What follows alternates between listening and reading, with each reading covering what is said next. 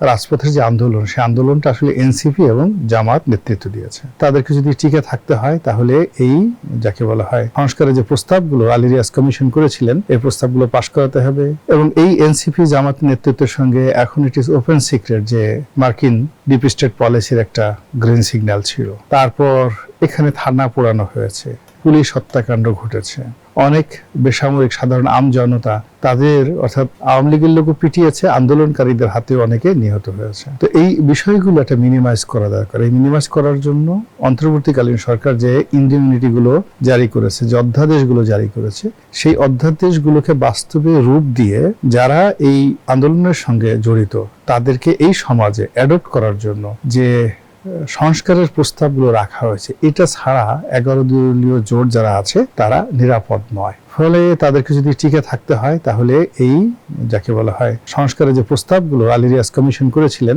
এই প্রস্তাবগুলো পাশ করাতে হবে, উচ্চকক্ষ গঠন করতে হবে, রাষ্ট্রপতির ক্ষমতা বাড়াতে হবে এবং রাষ্ট্রপতি পদে অবশ্যই ডক্টর মোহাম্মদ ইউনূসকে এই 11 দলীয় জোটের লোকজনের লাগবে। প্রস্তাবগুলো পাশ হলেই যে নিরাপত্তা নিশ্চিত হবে তার আসলে গ্যারান্টি কি, সেই প্রশ্ন থাকছে আপনার কাছে।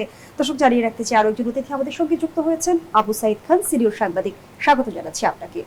নিশ্চয়ই আপনি অবগত আছেন, সংবিধান সংস্কার পরিষদের অধিবেশন ডাকার দাবিতে এবার জামায়াত জোট আমরা